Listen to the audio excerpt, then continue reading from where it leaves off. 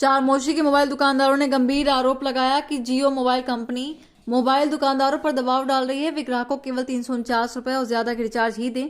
349 रुपए से कम की रिचार्ज ना दें, वरना हम अपनी रिचार्ज सेवा बंद कर देंगे। इससे आम ग्राहकों में असंतोष तो दुकानदार नाराज। दुकानदारों ने कहा कि जियो कंपनी के अधिकारी हमें सूचित कर रहे हैं कि ग्राहकों को 349 रुपए के अलावा और कोई रिचार्ज ना दिया जाए। हालांकि कंपनी के पास बाकी सभी रिचार्ज प्लान उपलब्ध, फिर ग्राहकों को विकल्प दिए बिना उन पर क्यों दबाव डाला जा रहा है? दुकानदारों ने उठाया ये बड़ा सवाल। बोला भाऊ, का पाहिजे होता? मला रिचार्ज पाहिजे होता भाऊ. जिओ रिचार्ज मारून दे रे भाऊले 350चा. तेवढा महागाचा नाही पाहिजे भाऊ.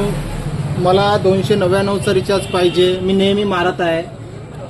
नाही 200 भाऊ, पण 299चा रिचार्ज सध्या बंद केला आहे कंपनीकडून. 349चाच आहे. त्याच्यामध्ये 5G भेटते, अनलिमिटेड डाटा भेटते. तुमच्याकडे 5G हँडसेट आहे का भाऊ? आता 299 मध्ये 1.5 GB मिळून राहिलेला आहे ना. मग तेवढा महागाचा कशाला 350चा आम्ही मारणार? हे तर मोबाईल मध्ये दाखवून राहिला आहे 299चा रिचार्ज. दाखवून 28 दिवस पण 1.5 GB. भाऊ आमच्याकडे होत ना. आमच्याकडून कंपनीच्या नियमानुसार साहेब लोकांनी आम्हाला मना केलाय, त्याच्यामुळे नाही देऊ शकत भाऊ. सॉरी भाऊ. असं कसं जमणार भाऊ? आम्हाला तर 299चा रिचार्ज पाहिजे.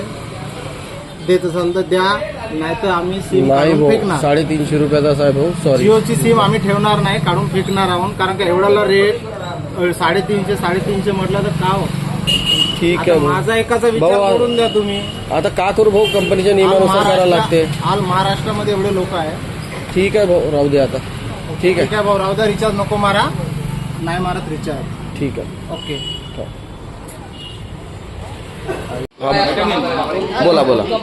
सगळेजण व्हा, सगळेजण व्हा. उभे व्हा. सगळे उभे व्हा. उभे व्हा. हा, सगळ्यांना सांगा तुम्ही आता काय बोलता. तर आवाज नाही.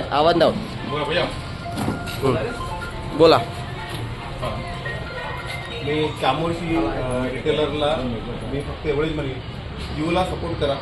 जसं आता आपण म्हणता कस्टमरला समजून सांगू शकतो आणि जेवढं रिचार्ज होईल जेवढं होईल मला काही प्रॉब्लेम नाही है ना. पण आपल्याला कमीत कमी आपल्या स्वतःवर डिपेंड करून आपल्याला कमीत कमी 50% लेवलवर आपल्याला घेऊन जायचं आहे.